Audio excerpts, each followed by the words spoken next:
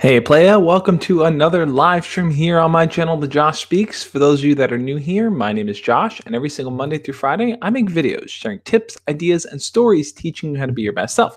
So, just so that you know, yesterday was my 31st birthday. I know the title's a little weird. I'm going to have to change it around. I didn't mean to say 31st YouTube birthday celebration as if it's YouTube's 31st birthday. It's my 31st birthday. It was yesterday, at least. And I wanted to celebrate with you guys. Last year, I did my 30th birthday live stream. It was a lot of fun answering you guys' questions, just hanging out and talking to you guys. So I'm hoping to do the same thing this year as well. I want to answer you guys' questions. Anything that you have, you can leave it in the chat there as well. If I don't get to your questions, or if you're someone that's watching the replay, I'm going to answer your questions down in the comment section below. So if you missed the chat, you're watching the replay, you can always leave a comment down below, and I will answer your question. I do want to say thank you to all the people that are in here already. I see a bunch of people. Thomas Turner, we got a few mods. Thomas Turner, Anthony, Atlanta Boy. Red Lightning is in here, which is our good friend Arby here. Jordo the Kiddo. Fortnite Frostbite. Jonathan Wexler. Death Garden. Fireball MC. Corey Mangan. Supo Kid. Lord of Luxury. Job Gaming. A lot of familiar faces. Mr. H. Alex Downs. Extreme. MZV. MVZ. Benji, Leon, Ginger, good to see all of you guys in here. Thank you all for the birthday wishes. It means a lot to me. So the way I want the stream to work is that I want you guys to kind of just ask anything you want. We can go anywhere with these questions. Just also for the people watching the replay, I'm going to be taking all the questions and putting the transcript, not the transcript, the timestamps down as the first pinned comment. So you can always hop around to the specific question to see what my specific answer is. So, yeah. So I want to jump into some of the questions. See, Thomas Turner has the first question here we can kind of look into. Like I said, guys, your questions can go anywhere. This is an open, casual stream. We're just going to take it as it comes. So Thomas Turner asks, I feel like I'm failing at a lot of stuff in my life at the moment. How can I deal with this? So Thomas Turner, you know, there's different moments in life where I think that we feel like we're on top of the world, and then other times where we feel like life is just kind of passing by us and we just don't have a grip on anything that we're doing. I think the best thing to do in those moments where you feel like you're losing control of everything in your life, like you can't really get a handle on it, is you have to kind of practice being in the moment, right? Because it's very easy sometimes to feel overwhelmed when we just kind of can't take control of things. And it's important to remember in life that we can't control everything, right? We can't do everything perfectly. We can't have everything down pat. There will be times where things will be out of our reach and things will be out of our control. So I think the best thing for you to do is when you do start to feel overwhelmed or just kind of at a loss of control or just like nothing is working out and everything is going wrong, the best thing to do is to kind of focus on your breathing, right? Use breathing exercises as a way to kind of help calm you down and bring you back to the present moment. Because what I've learned over the years is that, you know, when you're worried and anxious about things, it's not easy for you to kind of figure out how to solve things. You won't come to your solutions or the solutions that you need when you're anxious. You're going to come to those solutions when you're able to kind of be relaxed and be focused. And that's why breathing exercises are so helpful. Just taking a moment to kind of just stop for a second, close your eyes, take a deep breath, let it go. Take another deep breath, let it go. And just continue that pattern until you feel calm, you feel at ease, you feel relaxed. Then when you feel like you're at that state, you can then ask yourself, okay, what is the most important thing right now that I need to be focusing on? Is it a specific class?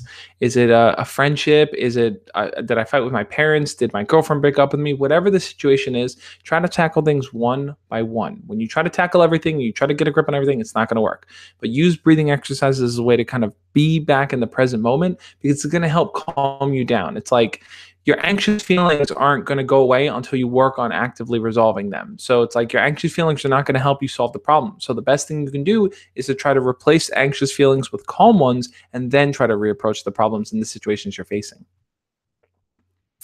So I'm just going to kind of grab questions as I see them here. Zorans says, I'm a freshman in high school. What should I do for my first month celebration with my girlfriend? That's a really good question, Zorans. I think that if you guys have been together for 1 month, first off, congratulations. You know, a lot of high school relationships don't really last longer than like a week or 2 weeks. So if you've been together for a month, that's really awesome, man. It means that you guys really like each other, and that's really cool. I think a good way to celebrate, I'm not sure what you guys have done so far in terms of dating or if you guys have gone out and stuff, but I think a simple thing of just kind of going out and getting food together. if you want, maybe get a little dressed up and she can get a little dressed up too. I think that kind of makes that date experience a little bit more special, a little bit more fun. So that might be something you want to do.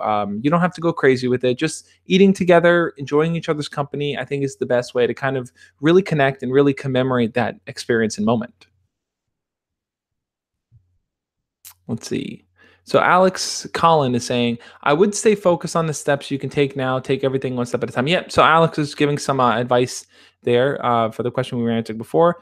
Mohammed Bandong says, Josh, do you watch K-pop? I don't watch K-pop. I used to watch a lot of K-dramas back in college. A lot of Korean dramas. There was a show called Pride. There was a show called, I don't know if Gokusen was a K-drama, I think. I used to watch a lot in college. Okay. Dario Cervantes says, me and my crush were featured on Instagram photo page like the 5th time today. That's awesome, Dario. Cool, man. Miss Danny Tiger says, Josh, how do you organize your life for college? That's a really good question. So there's a channel you should definitely check out. It's called Cather Out. She's it's girl Catherine, and she kind of has videos kind of outlining what her college experience was like. She really focuses on the college experience, how to prepare yourself for college. That's a great channel to check it out. Cather Out, Katherout, Cather Out. Her name's Catherine. But basically, the way I see it, the way I organized my life for college was like this. I think that there's different elements to it. The first element being kind of getting yourself prepared for classes in school. So having the things that you need. It depends on whether or not you're going to be living at home, you're going to be living in a dorm. Depending on what your situation is, Miss Danny Tiger, I think kind of having an organized space that you can work at. College is very different from high school because a lot of times it's like the work is going to be a little bit more hands-on. You might be doing more essay writing, more studying, a lot more textbooks, definitely, that you're actually going to have to pay hundreds of dollars for that you're not really going to use all the time. But college is going to bring a whole slew of kind of the necessity for you to focus. That's what it's going to bring to the table. So having a dedicated space in your room, in your house, your living room, wherever it may be, you can just focus, work on your laptop, your computer, you can read, you can write, like that's going to help you stay organized. And I know like sometimes it's like your bedrooms may be messy and crazy. It's like if you can keep your desk organized when you do your schoolwork, I think that's going to help you stay organized for the school portion. And when it comes to organizing your life in terms of making friends and entering this new environment, that's a whole different kind of thing to tackle there. But remember that people that are in college along with you are there because they want to continue their education. They want to learn, they want to grow, right? Like you go to high school because you have to go to high school, right? You're kind of forced to it. You're forced to go to middle school. But college, it's like it's a different kind of perspective. People are there because they genuinely want to learn. They want to get a degree. They want to grow. So recognize that people that are in your class have that same objective, and that could be your easy icebreaker, your easy in to talk to them and get to know them better, right? You can always ask someone, so what is it that you want to get your major in, or what is it you want to get your degree in? And that could be an easy conversation starter just to find people that have similar interests, or even if they don't have similar interests, just to find people with common goals that you can be friends with. So I think those are the different areas. If you're interested, I can always dive deeper into it. I've done a few videos on college too. If you search on my channel, you'll find it as well. But if you have a deeper question, ask it in the chat and I'll get to it. Let's see. People asking, can you DM me after? Yep, you guys can shoot me a DMs. At this point, I've accepted that I'm super behind on DMs, so I probably won't be answering them for a long time, but I'm going to get to them, I promise. Jiwi saying, oh my God, you're 31? I'm 31. Yesterday was my 31st birthday. So here I am, guys. Let's see. Supo Kid says, hey, Josh, me and my crush are losing our friendship a little bit. We don't talk that much, and that upsets me, but I don't know how to bring back our friendship as it used to be. Yeah, so this happens sometimes too. Like, friendships are not things that are going to stick around forever, right? Sometimes you're going to have friends that you guys are really close together for a year. You know, maybe you're in the same classes, maybe you're in the same grades. But as you get older, it's like you start to have different interests or different feelings or different desires, or you just meet new people, right? So yeah, it's important to remember sometimes that friendships will fall out. And, you know, it's not because anyone doesn't care about the other, you know, like you don't care about your friend or your friend doesn't care about you. That's not so much the reason. Sometimes it's just a matter of people grow and people change. In your case, so you and your crush are losing your friendship, and that kind of worries you. It makes you think like, well, is she just not going to care about me anymore? Is she not going to talk to me? I think in that situation, the best thing to do is that you have to ask yourself this. It's like, what is it that you ultimately want with your crush? Do you want to like hold on to your friendship and have it only be that, or do you want to build it out into something more and potentially ask her out? So it's important to kind of establish what you want there. If you want to maintain the friendship and that's where you want to stay with it, then just contact her more, talk to her more, ask her to hang out, spend time with her, just really enjoy her company and do friend like things. Now if you want to pursue her romantically and you've made that decision, like, no, I just want to try to test my luck here, ask her out one-on-one, go on a date, flirt with her, do those type of things as well. But either way, you have to be proactive if you want any type of relationship to work and stay with that person. See, Anthony says, Josh, is it worth going for a girl that is a freshman? I'm a junior, so I have no idea. That's a good question, man. So, look, when it comes to age differences, and these are questions I get a lot, like I'm a year older than my crush, I'm a year younger, I'm 2 years older, I'm a freshman, she's a senior. This all these different types of situations. My philosophy is always, and I've mentioned in the past, guys, like if you're in high school, it's okay to date within the high school range. Like if you're in middle school, it's okay to date within the middle school range. Every school differs. I know every country differs as well in terms of what those age brackets are. But if you're a junior, in your case, you're a junior, she's a freshman, I don't think that's that big of a deal. I think that you might run into situations where like maybe your friends make fun of you, little things like that. But those are things that can easily be overcome over time. Eventually, your friends will get used to it and they'll stop bothering you for it. If you feel like it's going to be weird because you guys don't have any classes together or any friends in common and stuff, those are also things you can get over. So the only real hurdle that you may face is that you're going to graduate, a year from now, and then that whole college high school thing that's the real hurdle that you face. But in terms of working out the social dynamics, totally fine, man. I think you can make it work. Atlanta Boy says, "How do you keep calm during a class presentation?" That's a good question. So here's my secret trick for, and I did a video on this, all about my secret trick during presentations, which you should definitely check out because I kind of break down the trick in more detail in this video. But what I like to do is whenever I have to give a presentation of some sort, and this is what I used to do. Now I've kind of come into my own voice, but when I had to give a presentation in school and things like that back in the day, what I would do is I would think of someone that I really enjoyed watching their presentation style, right? So, for example, I remember I had to give a presentation in college, and it was a business class, and I had to give this whole like lecture, PowerPoint, all these things. And I thought to myself, you know what? I'm just gonna watch a lot of Steve Jobs videos. I'm gonna watch how Steve Jobs walks. I'm going to watch how he talks. I'm going to watch how he pauses in between his words. I'm going to kind of take his energy, take his kind of vibe, and I'm just going to do that. I'm going to mimic it when I give my presentation. And that's exactly what I did in the class. So I think if you get nervous and you don't really feel comfortable in the beginning of just kind of presenting, try to look up to someone who does present, someone that you really like admire their style of presentation, and just mimic that. Because when you're in the moment when you're presenting, you'll pretend as if you're that person. And when you play the character, you kind of play the role of that person. It becomes easier for you to kind of not focus so much on yourself and am I doing this right? Am I doing this wrong? But instead to focus more on like, oh, I'm Steve Jobs talking about this. It becomes easier to kind of play a character that way. Miss Danny Tiger asks, what did you do for your birthday? So yesterday I had my family over. We ate cake and stuff. Everyone gave me gifts, things like that. We had a 10-minute mindfulness gratitude meditation that we practiced. We all sat around and we kind of listened to a 10-minute gratitude meditation. This is something that I want to incorporate into every single birthday that I have moving forward. I wish I had done it earlier. It's that I want to use my birthday, and I think each of us should do this. We should use our birthday as a day to be eternally grateful for the things that we have in our lives, the people that we have in our lives, the experiences, the opportunities. It's like there's the same way that the purpose of a holiday is for you to kind of just think about those experiences, right? Like the purpose of Veterans Day is to think about the veterans and think about the people who fight for our country and defend our right to live and our ability to kind of live free. Like to take a day to really think about that. I feel like our birthday should be about that. We should use our birthday as a way to kind of stop and say, wow, I'm so lucky to be alive. I'm so lucky to have my friends and my family, a roof over my head, clothes I can wear. I'm so lucky to have running water. I'm so lucky to have a refrigerator. Like, take the day to be grateful. And I think that if we can practice that throughout the day, it really gives us something to look forward to in terms of how to live going forward the rest of the year. We can really tell ourselves that, you know what, like I'm not going to take this for granted. As I move forward day after day, I'm really going to be grateful for the things that I have, and I'm going to put more kindness out there into the world. I'm really going to go out there and just kind of continue to change the world the best way that I can. So that's what I did for my birthday. It was a lot of fun, and I hope that you guys can kind of do the same thing too. Okay, so I just skipped around some of the comments here. I'm just going to grab a few here. Lewis Gordon says, "Hey Josh, do you have any tips on how to not be awkward around your ex and how to be friendly with her?"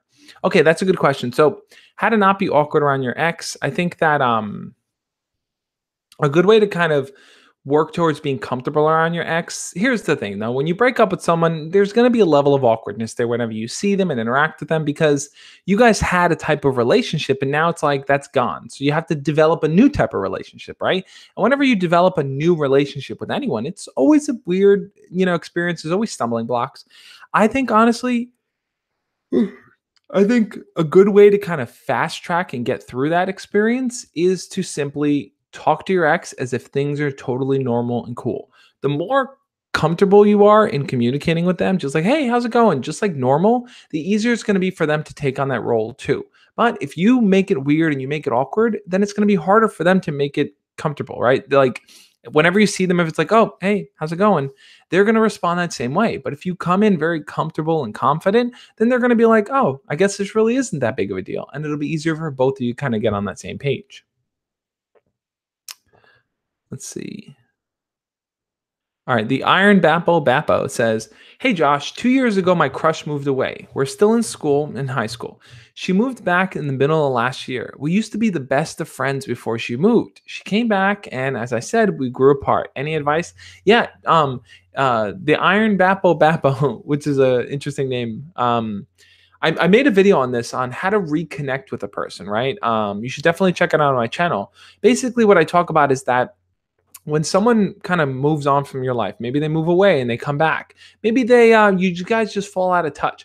The best way to kind of reconnect with a person that's kind of you've fallen out of touch with is to kind of continuously reach out to them and to try to reflect on the things that you guys once shared. Bring that back into the conversation so that they can get those feelings of nostalgia, like, hey, wow, it was good times when we used to hang out, right? So here's a tip. So one thing you can try doing is, I don't know if you have this person on Instagram or Snapchat or their text, or if you see them in school. Next time you see them, any way that you can, reach out to them and then talk to them. Say, hey, listen, I was just thinking about that time that we did this, or we joked about that, or we said this to each other, or how we used to do this. Any old memory that you had, send that to them and say, oh, yawning a lot.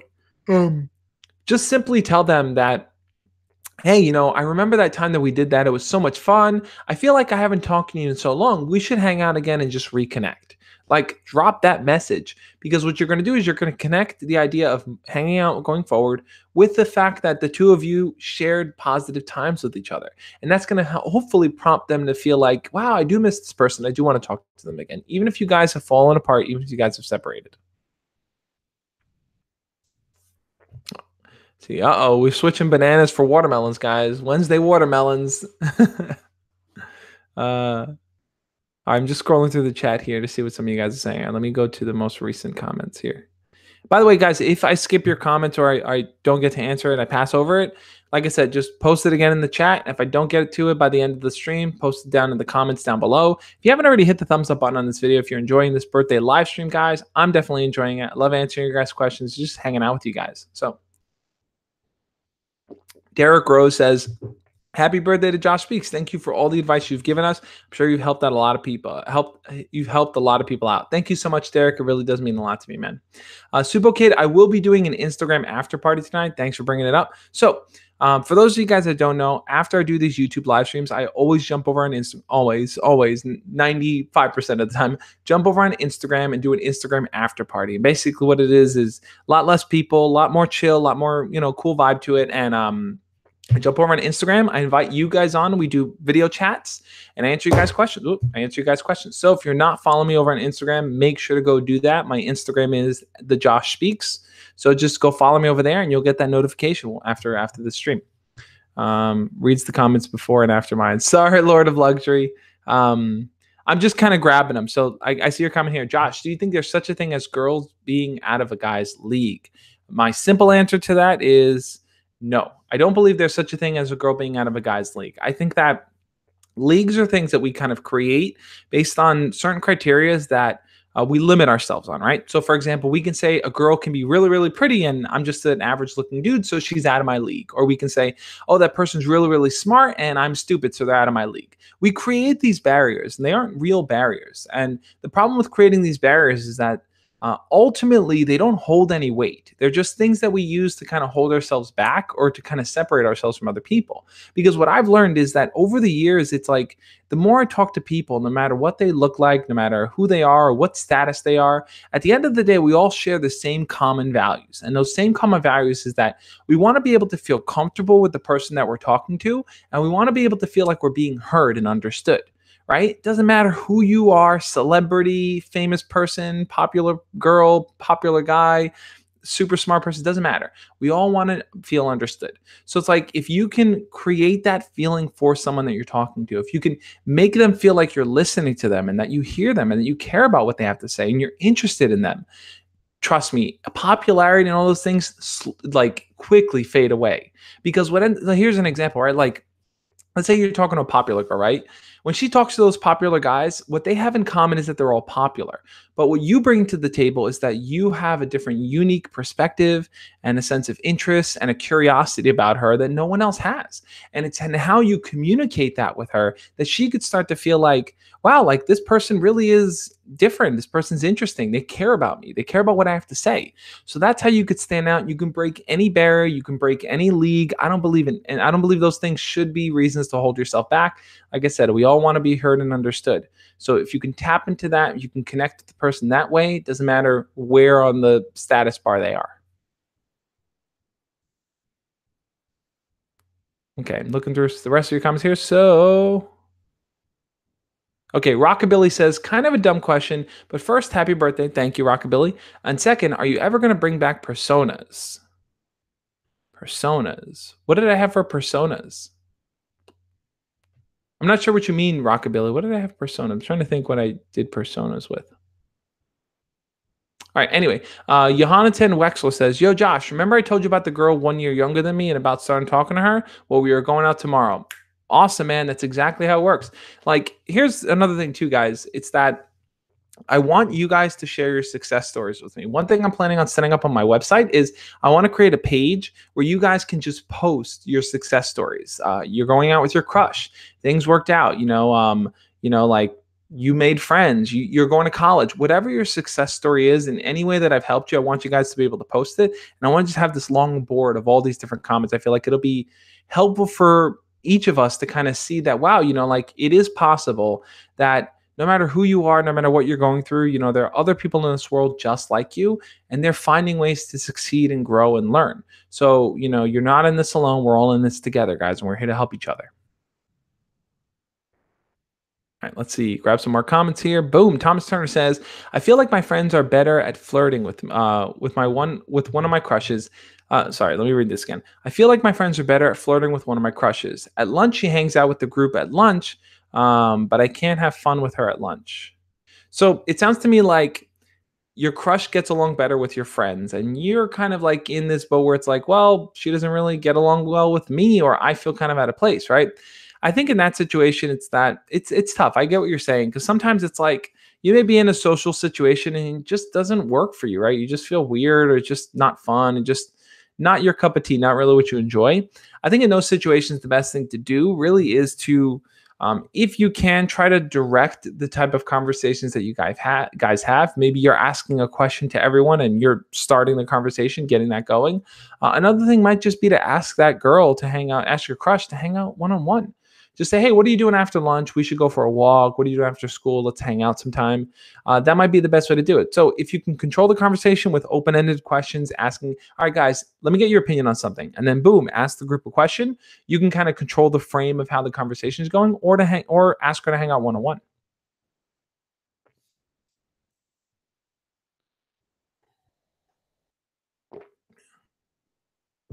Okay. Rian Rosella says, sorry. And this is an important question, guys. Confess my feelings immediately or do it the slowly but surely way? So I'm going to give my honest opinion here. I don't believe anyone should confess their feelings. I think instead of telling someone how you feel, you should show them how you feel. There's a big difference there. I've done a few videos on this, and this is really how I feel about it. So the problem with confessing your feelings, telling someone how you feel, especially if it isn't like for, all right, let me disclaimer here. If it's obvious, if the two of you flirt with each other, if the two of you are romantic, then I think it's okay for you to confess your feelings. But on the average situation where it's like you like someone, you're sort of friends with them, and those situations, I don't think you should confess your feelings. Because what ends up happening is that you tell that person that you like them. You say, "Hey, listen, I kind of like you," and now you're creating a yes or no type of scenario for them. They're going to hear what you say, and they're going to go think to themselves, "Uh oh, do I like them? Do I not like them? I don't know where I stand." They're going to feel pressured to give you an answer. They're going to feel like they have to tell you something. And most likely they're going to tell you that I don't know. Oh, thank you. They're going to give you some kind of neutral response because they don't know yet. Right. So you're creating this kind of awkward situation for them where they're going to give you a half answer and not be honest with you. So that's the problem with telling someone how you feel. Or even worse, they might just say, "Oh, I don't really like you," because they don't really know you that well. Right. So you're getting shot down when they don't really know you. Instead of telling someone how you feel, it's important to show someone how you feel. And the way to show that person how you feel is to progressively ask them to hang out, to get to know them better, to learn about their hobbies and interests, to make jokes with them, to flirt with them, to take those progressive steps to connect better with them, right? Because the better you connect with them, the more you're going to see they're receptive to the things that you're saying and the things that you're doing. And the more their body language and their behavior is going to show that. So an example of showing someone how you feel might be to say like, "You're a pretty cool person. We should hang out one day after school. What are you doing this Friday?" If their response is something like, "Oh, I'm free. I definitely want to hang out with you." That's a sign that they're interested. So you're showing them how you feel by asking them to spend time with you. And by them spending time with you, now you guys are building towards those feelings. You're building towards a connection. There's no awkward situation there. There's no on the spot answer. There's no yes or no type of scenario. You're working towards something better and deeper. So that's my honest answer when it comes to telling someone how you feel. I get that question all the time, and I will say that answer a million times if I have to, because I think it's so important for people to hear. All right, let's see. Oh, Rockabilly. I totally remember what you're talking about. Yes, yes. Personas, the different characters that I used to do. Jose, the Jash. I forgot what the hipster, the Joss. I think the hipster was the Josh. Um, yes, I know what you mean by personas. I haven't thought about bringing them back. I'm not really sure what I would do with them. I feel like I've kind of grown away. Although it would be fun to reprise the characters again. Maybe one day I'll do like a video. We'll see. If I hit 200,000, how about this? If I hit 200,000, when I hit 200,000 subscribers, I'll do a video with a bunch of old characters and I'll create new ones, and it'll just be a whole lot of fun. Okay. So, Fortnite Frostbite says, "I made some progress with the girl. Not much. Not much. I kind of want to get out of the icebreaker zone and into the making her like me zone and giving me a sign she likes me." So that's a good question. So, how do you kind of go from just having casual conversation to getting her to like you? I think that's where flirting comes in, right? Because if you're just constantly, ooh, sorry, if you're just constantly asking someone questions, it can feel like an interview. It can feel less personal, right? It can feel like you're not really you feel like you're not really connecting with them. You're just asking a lot of questions. So how do you transition from the questions into kind of really getting personal with them? I think a good way to do that is you have to kind of flirt along with asking those questions, right? So this was something that I heard in the past, that what you can do is you can kind of assume something about the person and let them correct you and then make a joke out of that. So here's an example, right? An example of that might be something like this. Let's say you're talking to a girl. Let's say you're talking to a girl and she tells you that she loves, let's say she loves making music. Let's say she loves playing guitar. You can always say something like, like, "Oh, you play guitar. I bet you're the kind of person that, like you'd be the Beyonce of the group. You'd form a group and then you'd break off because you'd be too popular, wouldn't you?" So in saying something like that, and maybe that's the bad example, but the concept works, that I'm implying that because she likes music, she's going to be the Beyonce and break off. And I can make a joke out of that and it could be funny. And then she can correct me and say, "No, I would never leave my band. I care about my band." Um, like and she'll correct me. But by me making that joke and teasing her, it creates that fun dynamic. It isn't just me saying, "Oh, you like music? That's cool." It's me saying, "Oh, you like music? I bet you're the kind of person that would create a band and then ditch them, just pull a Beyonce and just go off on your own, wouldn't you?" I'm implying something that's a little bit sinister, but she's going to correct me and it could be fun and playful. And that's the flirtiness you could start to inject in the conversation. So it isn't so much just using icebreakers and just asking questions. It's really turning those into fun experiences as you talk to that person. Okay, the Iron Bappo says, wanted to say thanks, Josh. I know it's weird, but you inspire me a lot. Some of the reasons being we have the same name. That's awesome, Iron Bappo. Josh is in the house, guys. uh, Alex Down says connection issues on my end. Yeah, I keep running into this, right? Like the stream keeps being crappy for some reason. I don't know why. Don't know why. Hopefully it doesn't continue. All right, Derek Rose says, "Hey Josh, different topic, but I've been applying for many part-time jobs, but I've not been getting successful. I've not been getting successful in getting the job. It's demotivating. Any tips to successfully get the job?" Yeah, man, I totally get where you're coming from. Like when you're speaking too fast, guys. Let me slow down a bit. When you're job hunting and you're putting yourself out there and just things aren't working out, that can suck. It can suck when you feel like it's you against the world and it's, like no one's accepting you, no one's giving you a chance, and you don't really know why sometimes they're just rejecting you, but they are. So when you run into those tough situations, I think the best thing to do is that if you follow up with a job and after you do your job interview, always send some kind of a follow-up email and say, "Thank you so much for the opportunity. I really enjoyed talking to you guys. I'd love to hear back from you." If they respond back and they say, "Hey, you're just not right for the job," you may just want to send them another email and say, "Hey, I'm curious, what is it about my resume, or what is it about my interview that you didn't really enjoy or you didn't really find beneficial that I can work on?" So that's something that I've learned that can really, really help, because when jobs see that an applicant is really just trying to learn to be better, they may offer you some advice or some tidbits and things that you might not have even thought of to work on, right? So they may say something like, "Oh, your resume isn't formatted nice," and that kind of was a deterrent. Or they may say like, "Oh, you seemed too nervous in the interview."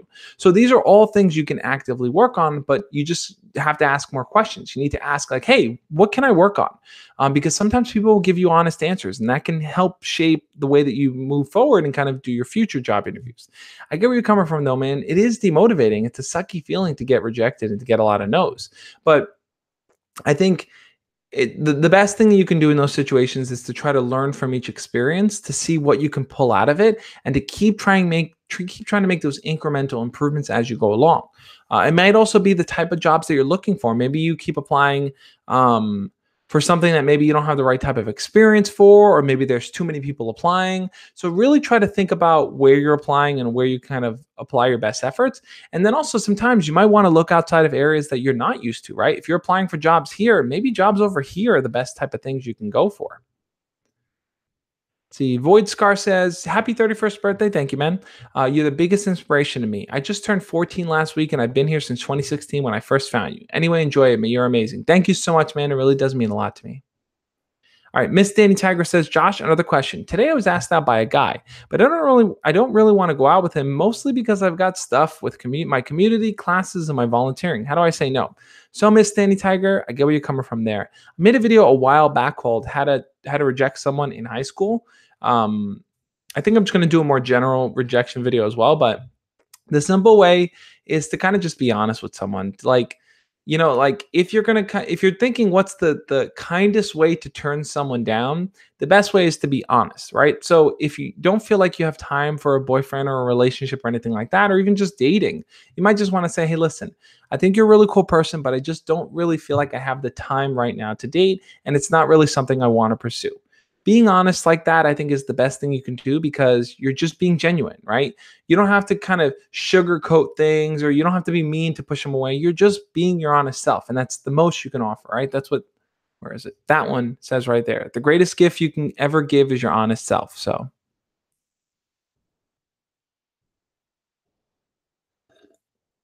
Blue Stunting Ninja says, "Happy birthday." Thank you, Blue Stunting Ninja. It means a lot, man. All right. Looking through some of the comics here. All right, Tulikuin says, "I'm back here again. I've heard from my friend that the girl I'm interested in is socially awkward. Is this an advantage? If yes, how should I make a move?" So you're definitely going to want to check out my video tomorrow, where I share 3 ways to get a shy person to open up to you and talk more. Right? I think that if the girl you like is socially awkward, it's possible that she may feel only comfortable around her friends or her family, and in different social situations, she may just not know how to handle them. And that's totally fine. Like we all run into those situations where we're somewhere new or we're around people and we just feel a bit awkward. Like that's okay. Does that work to your advantage? It can potentially work to your advantage. I think the most important thing for you to focus on if this girl is socially awkward is finding a way to kind of better connect with her and to make her feel comfortable, right? Anyone who's socially awkward, the thing that they're looking for is someone to make them feel comfortable. Here's an example, right? Have you ever been in a situation, whether it's at a party or a concert or somewhere new where you didn't know anyone? And you just kind of stood around and you're like, I don't really know anyone. The best thing for me to do is to not talk to anyone. And then someone came up to you and started talking to you and started just sharing information with you, telling them about themselves, telling you why they're there, asking you questions. And in those moments, you feel so much more comfortable because the other person is carrying the conversation. All you have to do is kind of be a part of it. You don't have to start it or enforce it or keep it going. You just have to be a part of it. So it can work to your advantage if you're willing to work on making her feel comfortable, which is what I think your focus should be. Casper Go says, "Why hate yourself? Everyone does these days." So I don't know if it's a matter of everyone hating themselves. I think a lot of people are very hard on themselves, right? Like people are very harsh when it comes to being very, very self-critical. They'll look at themselves and say they're not perfect, they're not doing things right, they're failures. They'll have all these different types of ways of seeing things. And ultimately, it's like how we should view our own behavior is that, and this is something I talked about in a video not too long ago, is that we should only strive to compare ourselves to who we were the day before, because that's all we can. You can't compare yourself to someone else because they have a different experience and different life and different journey. All you can do is compare yourself to who you were the day before. Meaning, it's like I look at myself yesterday and I say, well, you know, what have I learned within this new day that I didn't know before? And how can I really say, like, you know, how can I really compare myself to anyone else when it's like no one else has my experience? I only have my experience. And I know that tomorrow I'm going to learn new things and it's going to put me ahead more than I was today. So compare yourself to who you were today. I think the reason why people might, as you say, might hate themselves, but what I think is more so being more judgmental of themselves is because they're doing the wrong comparisons. They're comparing themselves to other people. And whenever you compare yourself to other people, you're always going to find flaws in your own behavior that make you feel like you fall short. Okay, let's look at some more, guys. Another quick reminder to anyone else that is new or just joining. After this, I'm going to jump on Instagram and do my Instagram after party. So if you're not following me over on Instagram, guys, make sure to go do that. Let me just load it up here, show you guys. Yep, go follow me over on Instagram. My Instagram is the Josh Speaks, and pretty much afterwards, I'm going to do a Instagram after party just to follow up there. As it loads here, it's taking its time to load. There we go. Boom. Go follow me over on Instagram, guys. I'm at 3,498. I'm almost at 3,500. 2 more followers, I'll be at 3,500, guys. Be those 2 followers. So yeah, so that's what I was saying. I don't remember what I was saying. Okay. Yeah. Go follow me over on Instagram. Join the Instagram after party after this stream. Let's see. Casper says, I'm heterosexual. Thank you very much. I'm sure that was in reference to something else. Okay.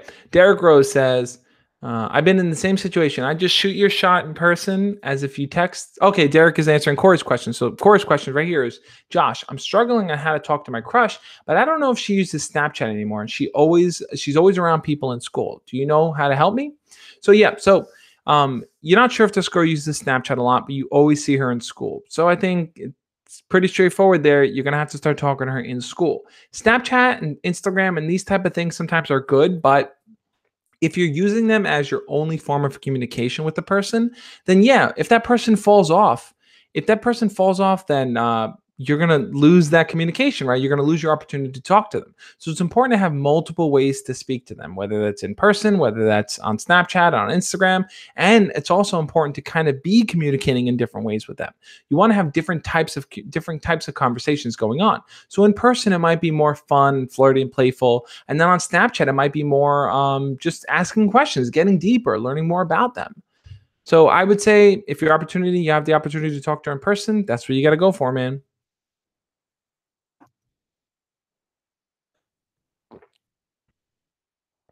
Okay. Xavier Filano says, "Hey Josh, I have a crush on a girl. She would always look at me, and the day I went to go ask her out, I see her with a guy holding his hand. The next day, why do you think, Josh? She would stare at me." Okay, so it sounds like you saw this girl kind of holding hands with a guy. Maybe there's something going on there. You're not really sure. You don't really know what's up, and you know where she stands. Well, if she's holding hands with the guy, it's possible they may be going out. Who knows, right? The only way to really find out is to ask her. Now, there's a thing that I call the question trick, right? Or the boyfriend trick, whatever you want to call it, where you can ask a question and get an answer without being so direct about it. So you don't want to walk up to this girl and say, "Hey, do you have a boyfriend?" Because that's kind of weird. So instead, you want to imply she has a boyfriend and then let her correct you. So a way to do that would be something like this. You might want to say something like, trying to think, what's something that's out right now? Let's say there's a movie that came. All right, let's take Fortnite. I like using Fortnite as an example. Let's say your crush plays Fortnite and you know she plays Fortnite. You might want to say something like, "Oh, cool, you play Fortnite. Do you play Fortnite a lot with your boyfriend?" And then from there, her response is either going to be, "I don't have a boyfriend. I don't play Fortnite with anyone," or "I play Fortnite only with my friends," or she's going to say, "Yes, I play Fortnite with my boyfriend." And then you guys will just talk about Fortnite, right? So what you've done there is by implying she has a boyfriend, she's either going to correct you and say she doesn't, or she's going to affirm and say she does. You never directly asked her if she had a boyfriend or not, but you still found out. So that's how you can find out where your crush stands. Even if she's looking at you, even if she's holding a guy's hand and you don't know where she stands, that's a way to go about doing it. Casper says you kill the man who goes out with her. I don't know if I agree with that. I don't really think so.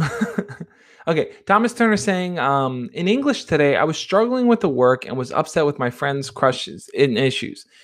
Friends and crush issues.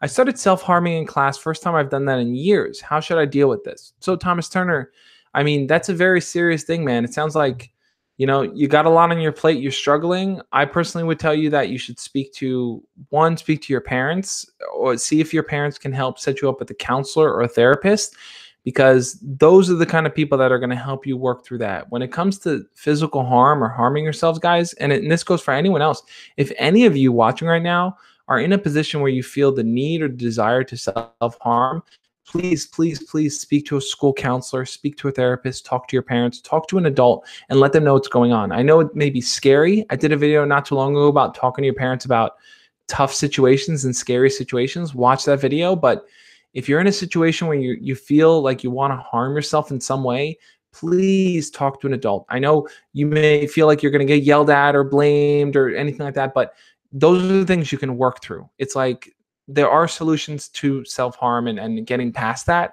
And a school therapist will help direct you to the right resources. Your parents will help direct you to the right resources, but please reach out to someone. I know that, like you may not want to, but it's so important to do that.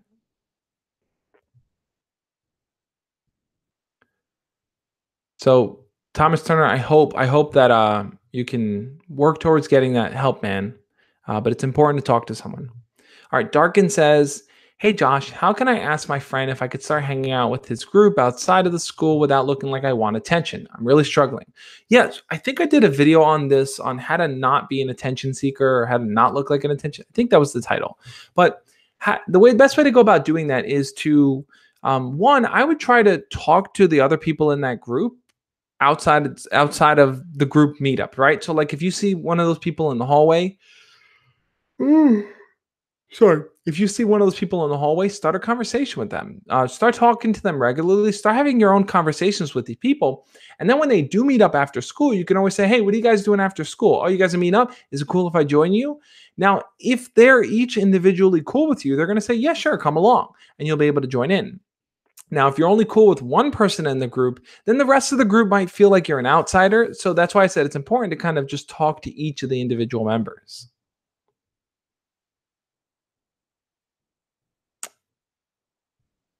Minecraft Jewish server. I feel like sometimes there's like sub conversations going on in the chat that I'm totally unaware of. Talking about football, talking about Minecraft Jewish server. I don't even know what's going on, guys. All right. Tyler Clark says, hey Josh, I'm talking to a girl who I thought liked me. I could tell because I always caught her staring at you. She told me she didn't like me, but she is still staring. What should I do? Yep, Tyler. So this goes back to what I was saying before. It's like sometimes we read into people's behaviors and we tend to think that they like us when we don't really know for sure. We assume that they like us or we think more of it, but I think the most important thing to do here is this. It's that if you don't know where this girl stands, and in your situation, you kind of do because she told you that she doesn't like you, even if she's looking at you and she said she doesn't like you, I would take her words over her action because a person looking at you, they can look at you for a million reasons, right? They could look at you because they were just bored and you just happen to be there. They could look at you because they think you're weird and they're staring at you. She could be looking at you because she likes you. There's a million potential reasons. But if she said she doesn't like you in that type of way, then I would take those words over anything else.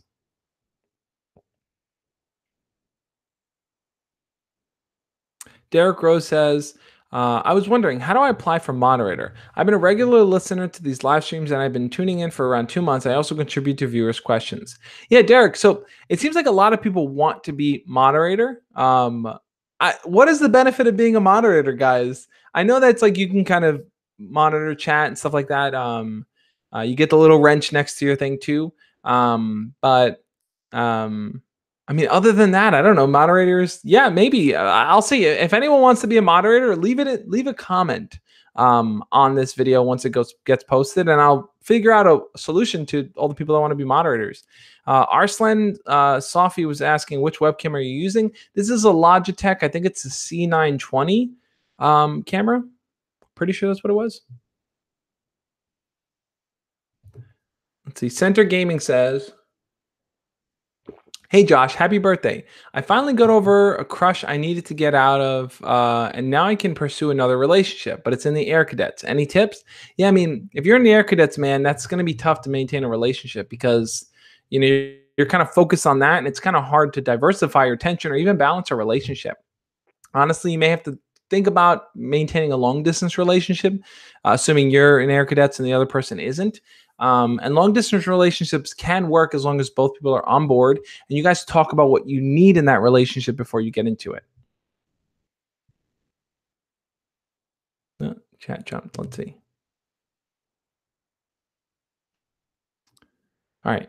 So Corey Mangan says, I feel like my crush wants me to look her in the eyes because I always see her staring and I really want to see what would happen if I look back, but I get nervous, but I might just do it next time. Yeah, Corey. So if she's giving you eye contact, check out my video on eye contact where I talk about the different ways that you can kind of look at someone and use eye contact as a way to kind of build that romance. There's a thing called the triangular gaze, which I break down in that eye contact video I did. And basically what it is that when you're talking to someone, look into one eye, then look into the other eye, and then look down at their lips. And then continue that triangular pattern as you talk to them. Not like quickly, but like every so often, casually glance down at their lips, glance at their eyes, and switch. And by doing that kind of gaze, in a sense, this triangular gaze, what that person's going to essentially feel is that you're kind of like really studying them. You're really paying attention to them. You're really looking at them, you know? And that's a good way to kind of like subtly be more flirty when you communicate, when you use eye contact. Mad Gamer says, she gives me mixed signals. What do I do? I know about her a little and she knows about me a little. She said to my sister she loves me, but I think it's in a friendly kind of way. Where do I go from there? That's a good question, man. If you're not sure where she stands, she said that she loves you, but probably in a friendly way. It's on you now to kind of take it to the next level. So I would highly recommend asking her to hang out one-on-one. You might want to say, hey, you're a really cool person. I want to get to know you better. We should go out Friday night and just hang out and get to know each other better. Try to take it to the next step and see where she stands. That's how you're really going to find out where she stands. You're like, a lot of times we want to know how a person feels without taking an active step. And the reason for that is because taking that active step might result in failure or rejection or just some kind of thing that's fearful. But sometimes you need to take that active step in order to actually make things happen.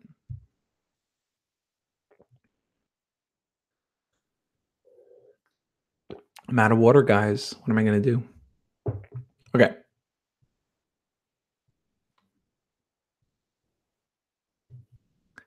What is with all the football chat in here? Okay. JJ Product Review says, "Hey Josh, me and my crush used to be close 2 years ago, and we stopped talking. But I just started talking to her again, and I thought she really liked me. But now she doesn't text me at all. Help, please." Okay, so you guys used to be close 2 years ago, and now you've stopped talking. So how do you reconnect? So JJ, I talked about this earlier. I did a video on this on how to reconnect with someone. I think the best thing to do is to shoot them a message and say something like, "Hey, remember that time that we hung out and did this? Or remember how we used to joke about this? Or remember how we were in this class?" Something that the two of you shared. Bring that up and say, "Hey, remember how we used to XYZ?" And say, I thought about it and it really got me thinking about you. So I just wanted to reach out and say, "Hey," and ask what you're doing and see if we can hang out sometime. Like drop in that message and tie it to something that you guys shared because it's going to help invigorate those nostalgic feelings from them. Thomas Turner saying, "Josh, what were you like in the ninth grade?" It's a good question, Thomas. I was pretty nerdy. I was pretty quiet. I kept to myself. I didn't really have a lot of friends. I had a lot of acne. My clothes were very baggy and sloppy. I was just very nervous. I was very nervous, and I was learning to come into being. I remember when I started in high school, I was terrified. I was like, man, I'm gonna forget how to get to my classes, or I'm gonna get lost in the hallways. And I just wanted to keep to myself. I didn't really want to interact with anyone because I was afraid that it wasn't gonna be accepted. Hey, Xander, happy birthday, man! Super proud of you, man. Happy birthday. But another thing too is that I shared it in a few of my videos. So in my first, I think it was my first week of school, a girl had approached me and she was my first friend. She started talking to me when I was in the hallway. So I felt more at ease because the person had approached me and started a conversation because I was shy, right? And that's what I was saying before. It's like when you're talking to a shy person, what that shy person really wants is someone to help make them feel comfortable. So she did that for me in the beginning of high school, and that helped me kind of break out of my shell in the ninth grade. All right, let's see what else we got here.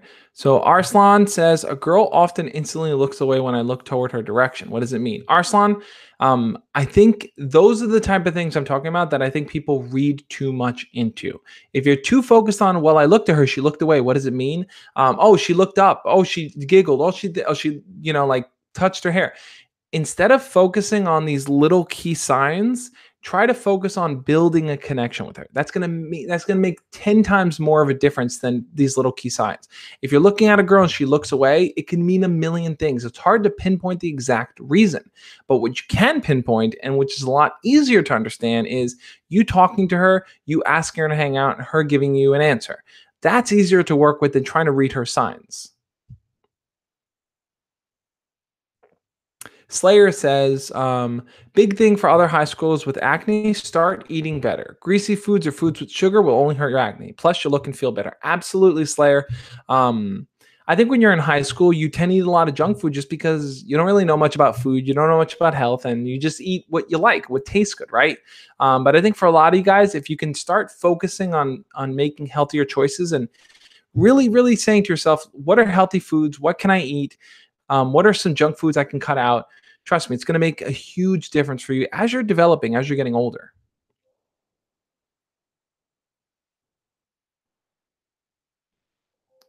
Let's see. Addictions says, "How can I go out of my way to talk to a girl without being weird and feeling like I'm being annoying?" Yeah, addictions. So if you feel like in just talking to a girl you're being annoying, then chances are that you're not that confident. You might not be that confident and comfortable with what you're talking about, right?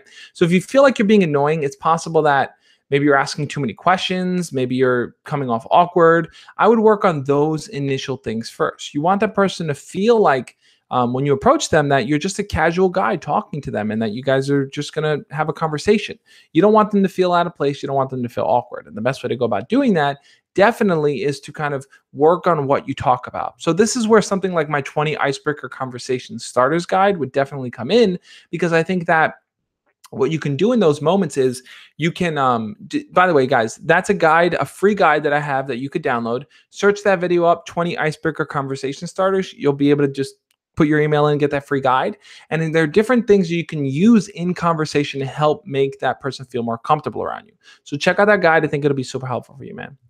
All right, guys, I'm going to answer a few more questions here, and then I'm jumping over to Instagram. If you haven't already hit the thumbs up button on this video, we're at 31 likes. Let's see if we can get it to 40 for my birthday. It's we're at 31 likes, 31st birthday. That's pretty cool. But let's see if we can get this to 40 likes by the end of this live stream, guys. If you haven't already hit the button there. Center Gaming saying, hey again, I was wondering, when is the birthday Instagram coming on? Also, congrats on 3K. Thank you, man. Hey, we just hit 3,500, guys. 3,504 now. So join me over on Instagram. I'm going to be doing Instagram live stream right after this live stream, which is going to end in just a few minutes. I'm going to answer 2 more questions. Let's do 2 more, guys. Okay, Fallout Savior says, guys, I need help. I'm visiting my father right now in another city called Jacksonville. He's normally at work a lot of the time, and I want to make friends in the area, but I don't know where to look. That's a really good question. How do you make friends in a new area where you don't really know anyone? Well, here's my suggestion. I think there are a few different things that you can do. One thing might be to, depending on how old you are, go to where people your age usually hang out. That might be a mall, that might be a store, that might be Barnes & Noble, or that might be a park. That might be outside of a school. Like, there are different areas where different people can congregate. You can always kind of just casually introduce yourself there and just start conversations with them.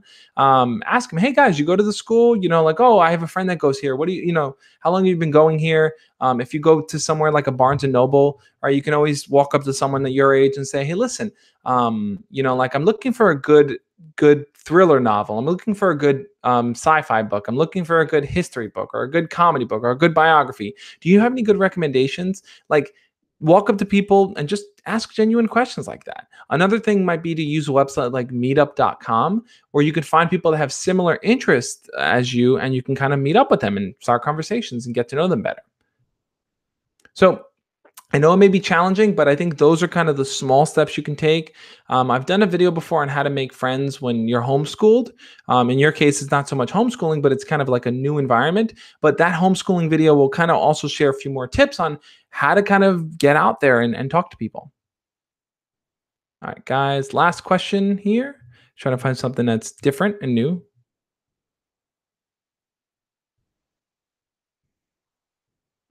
Let's see.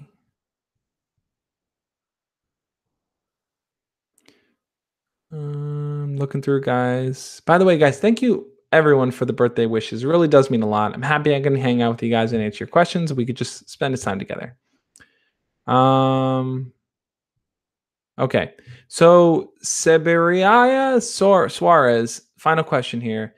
Hey Josh, I like this girl, but I barely see her, and I always initiate the convo. How do I know whether or not she's lost interest? That's a good question. So sometimes when you're talking to someone, you're not really sure whether or not they're losing interest or they're bored. So you want to make sure that they are actively engaged, that they're actively paying attention, they actually want to talk to you, right? I've been in situations where I'm talking to someone and I could see that they're getting bored. They start to look away. They start to kind of like look at their watch or look at their phone. So the best way to kind of identify whether or not someone's getting bored is you have to ask yourself, is what I'm talking about something that they can participate in the conversation? Meaning that is it something that they can share? Is something that they can kind of add to the conversation, or is it simply me just talking, right?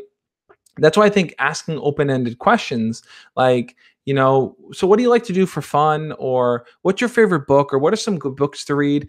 Asking open-ended questions gives them an opportunity to share their opinion and to share what they're thinking and what they're feeling. And then you can dive deeper into those conversations. So if you really want to find out if a person's losing interest, ask them an open-ended question and see what their response is. If they're giving you short answers like, oh, I don't know, whatever, then chances are they're probably losing interest in that conversation. Now, if a person is losing interest in a conversation, that doesn't mean all hope is lost. That just means that in that moment, they may not want to talk, and that's okay. People don't always have to be on 24/7. So if that person's losing interest, the best thing for you to do is to say, hey, listen, I'm really happy that we got to talk to you. I'm going to head out in a second, but it was nice chatting with you. I'll talk to you later. And then walk away. And then in the future, you can always reapproach them and start a conversation on a different day under different circumstances. So I would try that out. Losing interest in a person is something I'm definitely going to make more videos on and how to recognize it. But those are kind of my simple tips that I would recommend right now. So there you go, guys. I don't know why this chat got taken over by football talk, but why so much football talk? Anyway, thank you guys for being a part of this birthday live stream. I truly appreciate it. If you haven't already, hit the thumbs up button, hit the like button here, guys. I do want to say my final thoughts here. So, year over year, I think as I get older and the more I learn and the more I interact with you guys, I feel like I feel so grateful for the fact that you guys are so open and honest with me, right? That you guys are able to share your stories and to trust me with your questions and to trust me with your experiences.